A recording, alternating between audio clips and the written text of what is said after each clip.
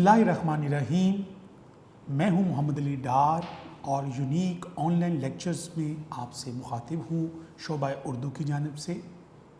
Dear students, यकीनन आप तमाम बच्चे बेटा अपने अपने घरों में खैर आफियत से होंगे। बिल्कुल इसी तरह जिस तरह आप लोगों को यहाँ से लेक्चर दिए जा रहे हैं मेरा बेटा, आप काम कर रहे हो, बहुत अच्छी बात है। इसी तरह काम करते रहिए। Slow and study win the race.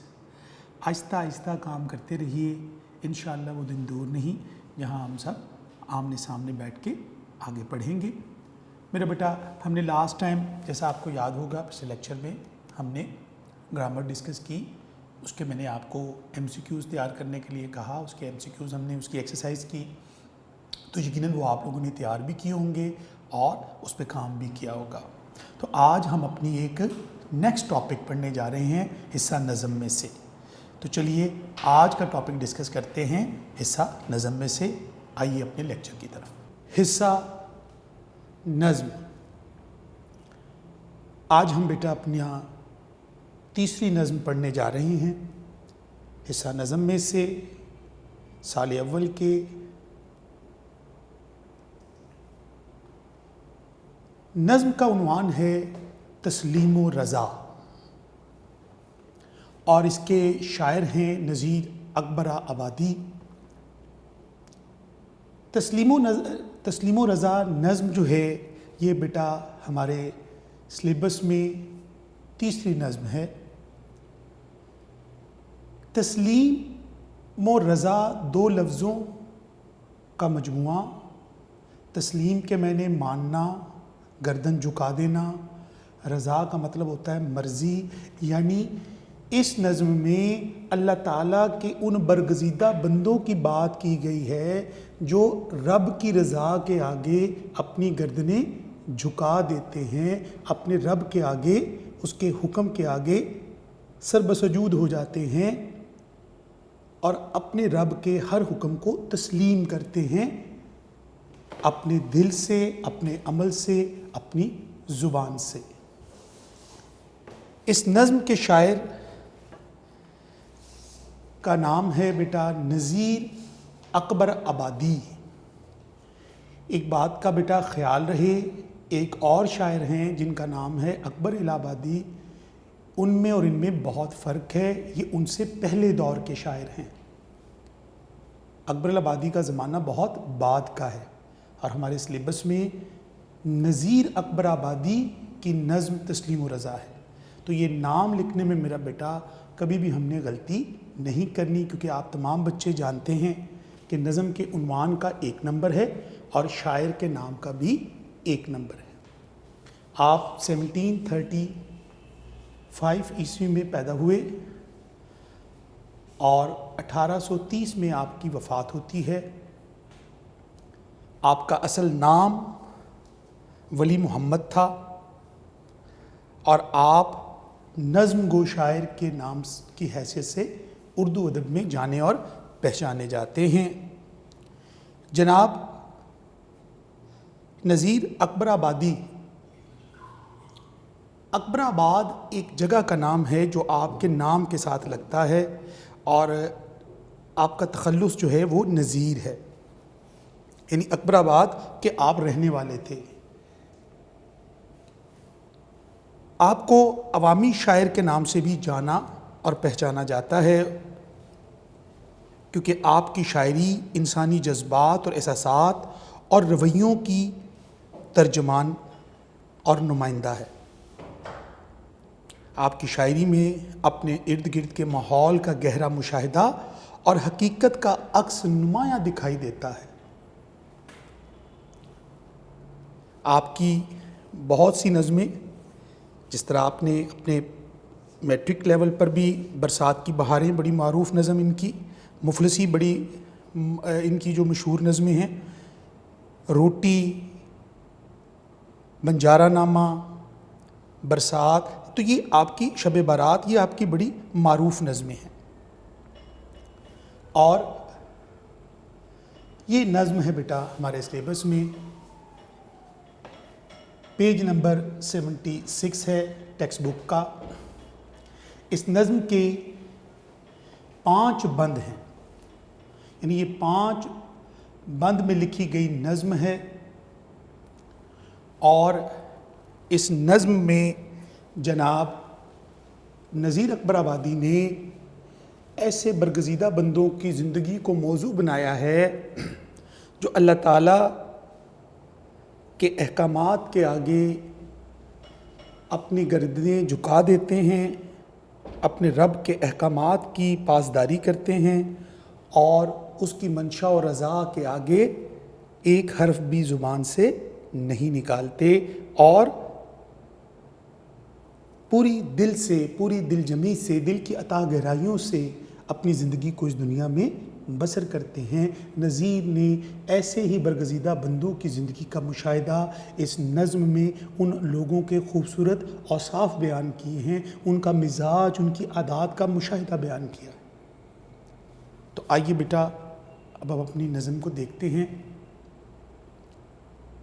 مشکل الفاظ کی تراکیب اور مفاہیم آپ کے سامنے ہیں۔ فقر، درویشی، اقبال، بلندی یا ترقی بھی کہہ سکتے ہیں آپ، افلاس، غریبی، غربت، یار، دوست، فرینڈ، لیکن یہاں مراد اللہ تعالیٰ کی ذات ہے۔ ادبار، بدنصیبی، نحوست، مفلسی، برا وقت، شال، قیمتی گرم چادر، جنجال، مصیبتیں، آفتیں، عالم، کیفیت، گدڑی، فقیری، جبہ جو ہوتا ہے، جو فقیروں کا لباس ہوتا ہے اسے گدڑی کہتے ہیں، وہ چادر جو ہوتی ہے فقیروں کی جو انہوں نے اڑی ہوتی ہے۔ خرم کے معنی خوش، اور یہاں مراد اللہ کی رضا میں مطمئن رہنا، راضی رہنا لیا جاتا ہے۔ نظم کا بیٹا خلاصہ ان تمام بند کے، جیسے آپ سب بچوں کو بتایا تھا کہ نظم کا جو خلاصہ ہوتا ہے بورڈ میں 5 نمبر کا ہوتا ہے، تو یہ ہمارے نوٹس میں یہ آپ کے سامنے ہیں۔ خلاصہ دیکھتے ہیں۔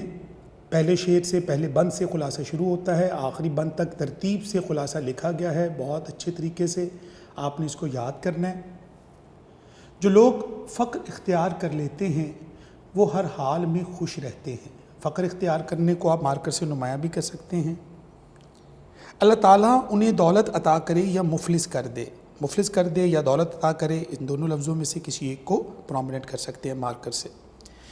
انہیں خوش قسمت بنائے یا بد قسمت، انہیں اپنے وطن میں اپنے عزیز و اقارب کے ساتھ رہنے کا موقع دے یا انہیں ہجرت کرنی پڑے، انہیں عمدہ لباس ملے یا معمولی، انہیں غم و الم اور مصیبتوں کا سامنا کرنا پڑے یا ماتم کا، وہ زندہ رہیں یا موت کا سامنا کرنا پڑے، وہ ہر وقت، ہر انداز، ہر مقام اور ہر حال میں خوش رہتے ہیں۔ نذیر، ایسے فرشتہ صفت ولی بہت کم ہیں جو ہر حال میں خوش رہتے ہیں۔ تو بیٹا اس میں جیسے میں نے بتایا، اس خلاصے میں فقر اختیار کرنا، دولت عطا کرے، عزیز و اقارب، ہجرت کرنی پڑے، عمدہ لباس ملے، مصیبتوں کا سامنا کرنا پڑے، ماتم، خوش رہتے ہیں، نذیر، فرشتہ صفت، ولی، یہ وہ لفظ ہیں جن کو آپ مارکر سے میرا بیٹا، ان میں سے کوئی سے لفظ جو ہیں، کچھ 6 7 8 لفظوں کو آپ نمایاں کریں گے مارکر کے اوپر، تاکہ آپ کی پریزنٹیشن خوبصورت ہو سکے۔ اب میرا بیٹا ہم چلتے ہیں اپنے بند کی طرف۔ نظم کا پہلا بند، اب ہم ترتیب سے اس کو دیکھتے ہیں۔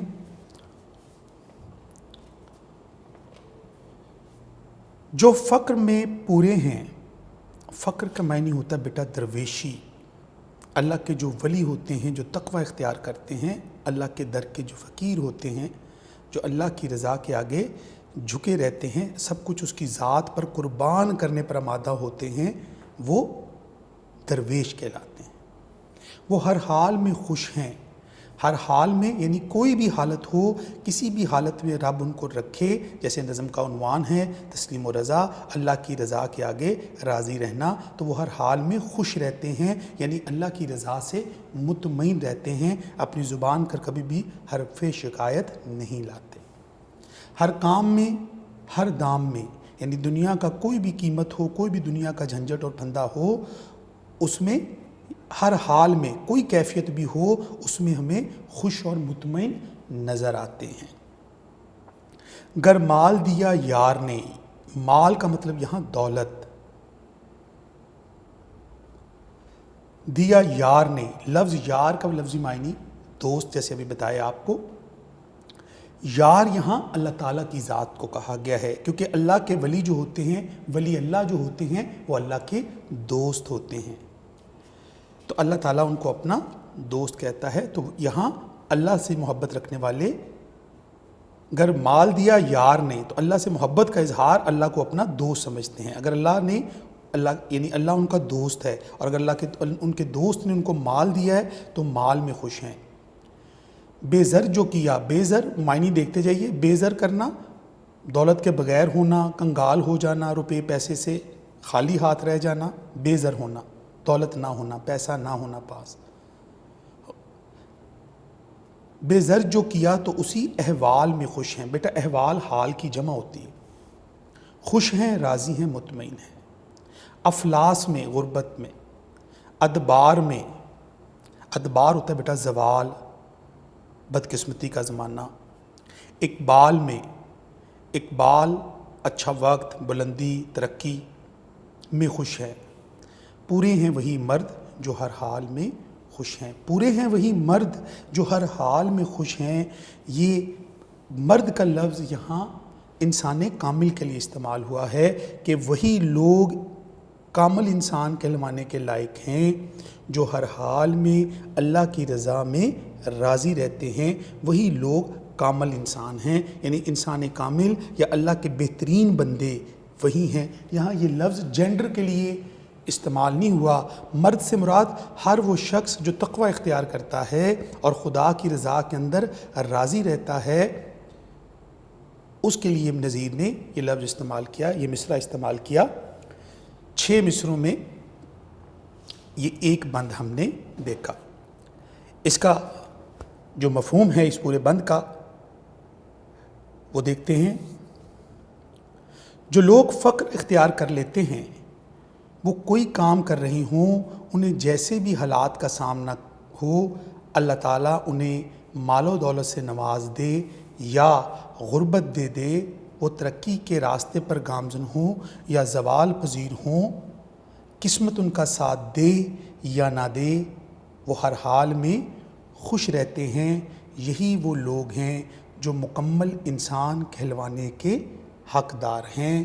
پورے ہیں وہی مرد جو ہر حال میں خوش ہیں.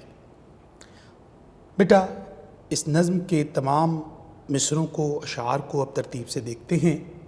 جناب نذیر اکبر آبادی اپنے اس بند میں اللہ کے ان ولیوں کا ذکر کر رہے ہیں، ان برگزیدہ لوگوں کا ذکر کر رہے ہیں جن کے بارے میں یہ کہا جاتا ہے کہ جب ان سے رب سے ملاقات ہوگی تو وہ ان کے لیے بڑا ہی مسرت کا دن ہوگا. یہ وہ نفس مطمئن ہوتے ہیں جو رب کی رضا میں دنیا میں بھی راضی رہتے ہیں اور آخرت میں بھی رب سے راضی ہو جائیں گے، کیونکہ اللہ تعالیٰ انہیں جنت کی بے شمار نعمتوں سے نوازے گا. ایسے لوگ جو ہوتے ہیں وہ سادہ زندگی بسر کرنے والے ہوتے ہیں، نمود و نمائش سے دور رہنے والے ہوتے ہیں. اور فقر سے مراد بیٹا یہ وہ لوگ ہوتے ہیں جو خدا کے راستے پر ہر چیز قربان کرنے کے لیے آمادہ رہتے ہیں. فقر میرے لیے باعث فخر ہے، یہ ارشاد نبوی ہے. اللہ کے نبی کا ارشاد ہے کہ فقیری میرے لیے فخر کا باعث ہے. اور حضرت اقبال نے بھی کہا تھا میرا طریق امیری نہیں فقیری ہے. تو اس لیے فقر جو ہے یہ بہت بڑا وصف ہے جو اللہ اپنے برگزیدہ بندوں کو ہی عطا کرتا ہے. اور اللہ کے برگزیدہ بندوں کی نشانی ہی تقوی اختیار کرنا ہے، سادگی اختیار کرنا ہے، فقر اختیار کرنا ہے. انسان کی زندگی میں اگر ہم توجہ سے دیکھیں تو ایک انسان کی زندگی کا مقصد کیا ہوتا ہے؟ اپنے رب کی خوشنودی حاصل کرنا۔ دنیا کے تمام مذاہب نے یہ بات بتائی ہے کہ خدا کو راضی کرنے کے لیے کیا کرنا پڑتا ہے۔ تو خدا کو وہی لوگ راضی کرنا چاہتے ہیں جو اللہ کی خوشنودی چاہتے ہیں، جو اللہ کی ناراضگی سے ڈرتے ہیں۔ اللہ کے برگزیدہ بندوں کا یہ وصف ہوتا ہے، پوری دنیا ان سے ناراض ہو جائے لیکن وہ اپنے رب کو ناراض نہیں کرتے۔ وہ خدا کی خوشنودی کی خاطر زندگی کے ہر اتار چڑھاؤ، کبھی مشکل، کبھی دولت، کبھی غریبی، کبھی اچھا وقت، کبھی برا وقت، کبھی آزمائشیں آتی رہتی ہیں، تو وہ اپنے رب کی طرف وہ یہ سمجھتے ہیں کہ یہ جو بھی مشکلات ہم پر آئی ہیں یہ آزمائش ہے، یہ اللہ تعالیٰ ہمیں ہماری محبت کو آزما رہا ہے۔ اور ان کا وصف یہ ہوتا ہے کہ وہ ہر آزمائش پر پورا اترتے ہیں، کیونکہ اللہ کی طرف سے کوئی مصیبت یا آفت ان پر آتی ہے تو وہ اپنے رب سے پھر بھی راضی رہتے ہیں، ان کی زبان پر کوئی حرف شکایت نہیں آتا۔ جیسا کہ اللہ تعالیٰ کہتے ہیں کہ ہم اپنے بندوں کو نعمتوں کی فراوانی سے اور کبھی نعمتوں میں کمی کر کے آزماتے ہیں۔ انسان کو مختلف آزمائشوں سے، اس آیت مبارکہ کا مطلب یہ ہے کہ انسان کو مشکل آزمائشوں سے گزرنا پڑتا ہے۔ کبھی مشکلات آتی ہیں، کبھی آسانیاں آتی ہیں، کبھی تکالیف آتی ہیں، کبھی سکھ ملتا ہے، کبھی دکھ ملتا ہے۔ تو اگر انسان کو دولت کی فراوانی حاصل ہو جائے، اللہ تعالیٰ ان کو دولت سے نواز دے، اللہ تعالیٰ ان کو مالا مال کر دے، اگر مال دیا یار نے تو مال میں خوش ہے، اگر اللہ ان کو مالوں سے نواز دے، دنیا جہان کے خزانے ان کے قدموں میں ڈھیر لگا دیے جائیں، تو بھی اللہ کے برگزیدہ بندے اس مال کو اللہ کے راستے پہ خرچ کر دیتے ہیں، کیونکہ وہ یہ سمجھتے ہیں کہ یہ دولت آخرت میں ان کے، دنیا میں ان کے کسی کام نہیں آنی، یہ اللہ کے راستے پہ خرچ کر دی جائے، دنیا کے لوگوں کی بھلائی کے اوپر خرچ کر دی جائے، تو پھر ہمیں آخرت میں اس کا اجر ملے گا اور ہمارا رب ہمارے اس عمل سے راضی ہوگا۔ لہٰذا وہ اپنا مال کس پر خرچ کرتے ہیں؟ راہ خدا میں خرچ کرتے ہیں۔ تو یہ اللہ کے برگزیدہ بندوں کا یہ وصف ہے کہ اگر اللہ ان کو مال دے دے، دولت سے نواز دے، خزانے عطا کر دے، تو بھی وہ اپنا مال جو ہے اللہ کے راستے پہ خرچ کرنے کو فوقیت دیتے ہیں۔ وہ مال دولت جمع کر کر کے نہیں رکھتے، وہ یہ خیال رکھتے ہیں کہ دنیا کا مال دنیا میں رہ جانا ہے، اور مال کی محبت تو آزمائش ہے، یعنی مال کی محبت میں تو انسان کی پکڑ ہوتی ہے، آزمایا جاتا ہے، کیونکہ اگر مال کی محبت دل میں بیٹھ گئی تو خدا کی رضا کے لیے ہم اپنی زندگی کو وقف نہیں کر سکیں گے، پھر ہم اپنی زندگی دنیا کی دولت کے لیے وقف کریں گے۔ تو لہٰذا جو اللہ کے برگزیدہ بندے ہوتے ہیں، جو تقوی اور فقر اختیار کرتے ہیں، ان کا یہ وصف ہوتا ہے کہ ان کے دل مال کی محبت سے خالی ہوتے ہیں، ان کے دل میں صرف اللہ کی رضا طلبی، اس کی خوشنودی ہوتی ہے، اور اپنا مال، اپنا تن من دھن جو کچھ بھی ان کے پاس ہوتا ہے وہ راہ خدا میں خرچ کرتے ہیں۔ بے زر جو کیا تو اسی احوال میں خوش ہیں، یعنی اگر اللہ تعالیٰ ان کو بے زر کر دے، ان کو دنیا جہان کی نعمتیں دینے کے بعد، دنیا جہان کی دولتیں اور خزانے دینے کے بعد ان سے وہ واپس چھین لے، ان سے وہ واپس لے لے، تو پھر بھی ان کی زبان پر حرف شکایت نہیں آتا، کیونکہ اللہ کے یہ برگزیدہ بندے یہ ایمان رکھتے ہیں کہ جو مال اللہ نے ہمیں دیا تھا یہ اللہ کا عطا کرتا تھا، یہ اللہ کی طرف سے تھا، اس میں ہماری کوئی کاوش نہیں، ہمارے پاس جو کچھ بھی ہے وہ اللہ کا دیا ہوا ہے۔ اور جب اللہ نے ان کو دیا تھا مال تو اس کے مال میں وہ راضی تھے، خوش تھے، اس کی شکر گزاری کرتے تھے، اس کے شکر گزار بندے بن کر رہتے تھے، مال کی محبت میں تکبر و غرور نہیں کرتے تھے۔ یہ ان کا وصف ہے اللہ کے ان برگزیدہ بندوں کا، ان اللہ کے نیک لوگوں کا۔ اور اگر ان کو بے زر کر دے، کیونکہ جو دولت دی تھی وہ اللہ نے دی تھی، اور آج حالات کی کروٹ بدلی ہے، آج ان کے پاس دولت نہیں ہے، دولت چھن گئی ہے، تو بھی ان کو اس بات سے کوئی فرق نہیں پڑتا، کیونکہ وہ یہ سمجھتے ہیں کہ جو مال اور دولت ہے یہ اللہ تعالیٰ کی طرف سے ہمیں ملا تھا اور واپس اللہ تعالیٰ نے ہم سے لے لیا ہے۔ اس لیے وہ مال اور دولت چلے جانے کے بعد خدا سے شکوہ اور شکایت نہیں کرتے، اور وہ یہ سمجھتے ہیں کہ اللہ تعالیٰ اس بات میں راضی ہے کہ ہمارے پاس مال نہ ہو۔ جب اللہ تعالیٰ اس بات پہ راضی تھا کہ ہمارے پاس مال ہو تو اس نے ہمیں مال دے دیا۔ آج اللہ چاہتا ہے کہ ہمیں بے زر کر کے آزمائے، تو ہم اس کے شکر گزار بندے کیوں نہ بنیں، اس کا ہم کیوں نہ شکر بجا لائیں، یہ سمجھیں کہ اللہ تعالیٰ نے ہمیں جو کچھ دیا تھا یہ اس کی عطا تھی، اس میں ہماری منشا و مرضی نہیں ہوتی۔ تو عزیز طلبہ، یہاں پر نذیر نے ان برگزیدہ بندوں کا یہ وصف بیان کیا ہے کہ اللہ ان کو دولت سے نواز، دولت کی فراوانی ہو تو بھی شکر گزاری کرتے ہیں، دولت واپس ختم ہو جائے تو بھی شکر گزار بندے بن کے رہتے ہیں۔ شکوہ رنجو علم باعث رسوائی ہے، شکوہ رنجو علم باعث رسوائی ہے، شاد رہنے کی صدا ہم نے قسم کھائی ہے، اور یہ لوگ ہمیشہ اپنے رب کے دیے ہوئے مال پر راضی رہتے ہیں، اور یہ ہمیشہ خوش اور مطمئن رہتے ہیں، اس پر وہ بے چین اور بے قرار نہیں ہوتے۔ لہٰذا مفلسی کا زمانہ جو ہوتا ہے وہ بڑا ہی انسان کو جھنجھوڑ کے رکھ دیتا ہے۔ عام انسان جب مالی مشکلات میں مبتلا ہوتا ہے تو گھبرا جاتا ہے، کیونکہ وہ معاشرہ جو معاشی ناہمواریوں کا شکار ہو، وہاں مفلس کی کوئی عزت نہیں ہوتی۔ باعث رسوائی عالم ولی، مفلسی ہے مفلسی ہے مفلسی۔ اور حضرت علی بن ابی طالب کا جو قول یہاں پر نقل ہے کہ مفلس اپنے وطن میں بھی پردیسی ہوتا ہے، یعنی مفلس انسان معاشرے میں کوئی مقام و مرتبہ نہیں رکھتا۔ دولت والوں کی تو لوگ توقیر کرتے ہیں، عزت کرتے ہیں، اب دیکھنا یہ ہے کہ جن کے پاس دولت نہ ہو ان کا کیا مقام و مرتبہ ہے، تو یہ ایک بہت بڑی آزمائش ہوتی ہے۔ ان لوگوں کے لیے جو اللہ کے برگزیدہ بندے ہوتے ہیں وہ اس آزمائش سے بڑی آسانی سے گزر جاتے ہیں، کیونکہ ان کی زبان پر کبھی حرف شکایت آتا ہی نہیں ہے۔ اور مفلسی میں انسان کے اوپر بہت سی تکالیف آتی ہیں۔ مرد کا اعتبار کھوتی ہے، مفلسی سب بہار کھوتی ہے، اور مفلسی انسان کو کفر کی حد تک لے جاتی ہے۔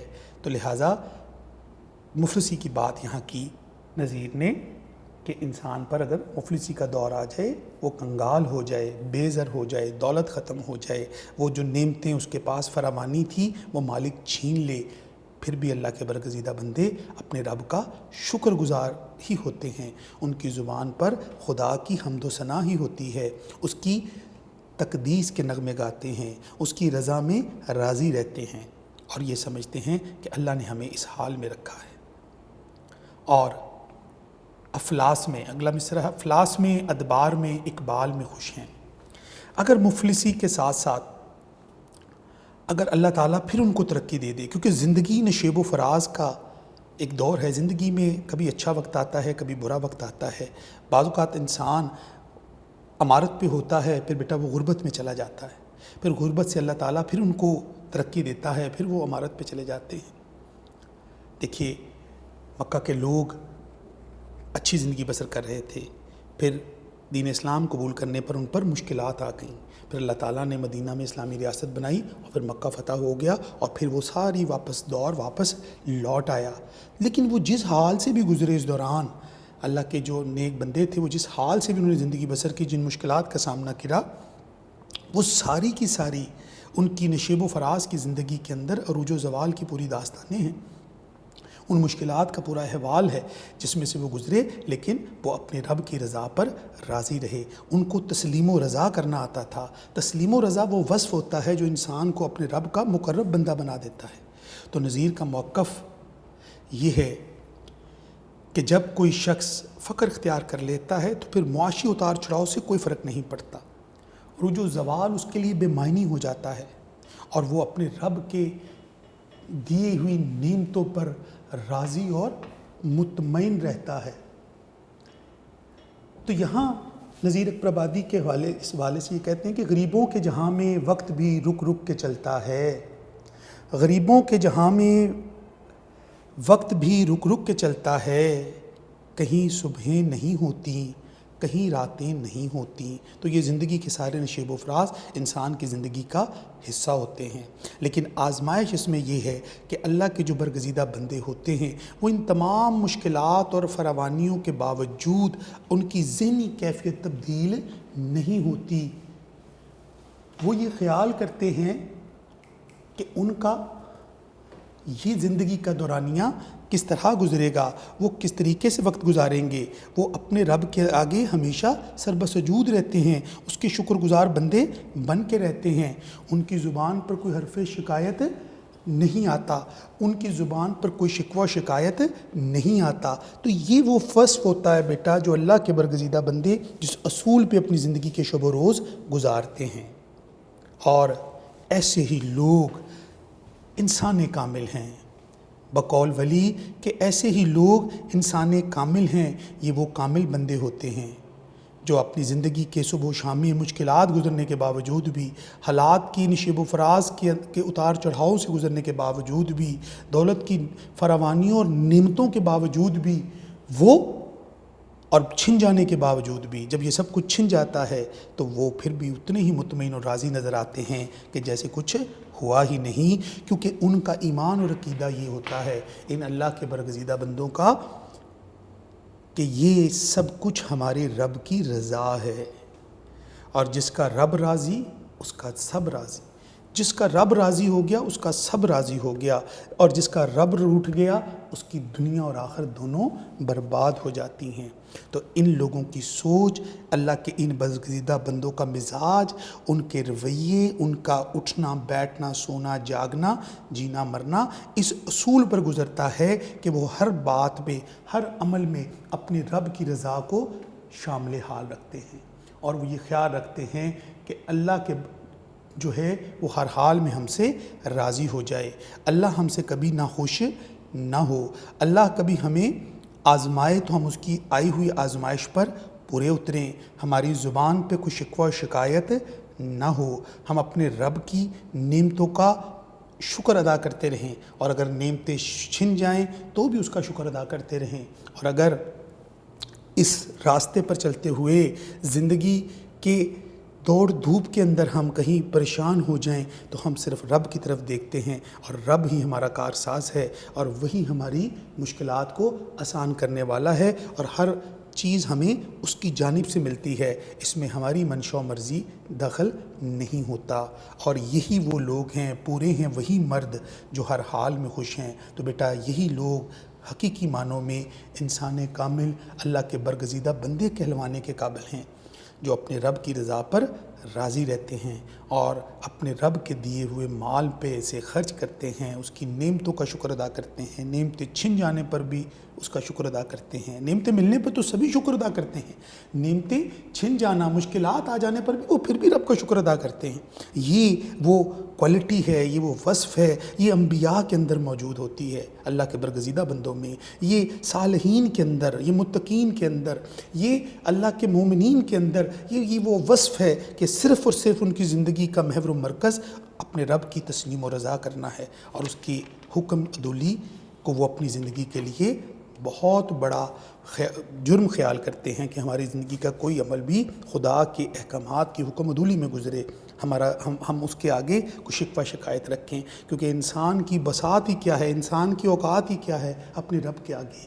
تو ایک ادنا سا انسان اپنے رب کے کو صرف راضی ہی کر لے تو یہی اس کی دنیا کی کامیابی ہے، اور یہی دنیا کی کامیابی اس کی آخرت کی کامیابی بن جاتی ہے۔ ڈیئر اسٹوڈنٹس، ابھی ہم نے اپنی نظم کا ایک بند پڑھا، مشکل فاز کے معنی پڑھے، اور نظم کا ہم نے خلاصہ اور جناب نذیر اکبر آبادی کی بات کی، ان کی شاعری کے اسلوب کی، ان کے مزاج کی۔ بیٹا یہ بند آپ نے اب تیار کرنا ہے، یہ خلاصہ اب آپ نے تیار کرنا ہے۔ اللہ کے جن برگزیدہ بندوں کا اس نظم میں ذکر ہوا ہے، ان کے جو اوصاف بیان ہوئے ہیں، ان کا جو رویے اس نظم میں جناب نذیر اکبر آبادی نے پیش کیے ہیں، بیٹا ان کا آپ نے اب تیاری کرنی ہے۔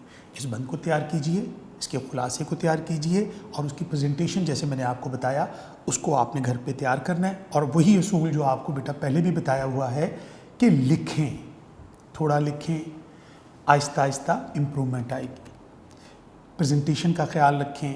یہ اسائنمنٹس جو آپ کو بیٹا یہاں بتائی جا رہی ہیں، یہ آپ نے گھر پہ بیٹھ کے کام کرنا ہے۔ آپ سب بچے سمجھتے ہیں کرونا وائرس کی وجہ سے آپ کو گھروں میں رہنا ہے، اپنا خیال رکھنا ہے، اپنے گھر والوں کا خیال رکھنا ہے، تو میرا بیٹا گھر بیٹھ کے اس کی اسائنمنٹس بنائیے، اس پہ کام کیجئے۔ سلائیڈز میں بھی آپ کے پاس موجود ہے، نوٹس کی شکل میں بھی مٹیریل آپ کے پاس آ گیا، تو میرا بیٹا اس پہ آپ نے اب کام کرنا ہے۔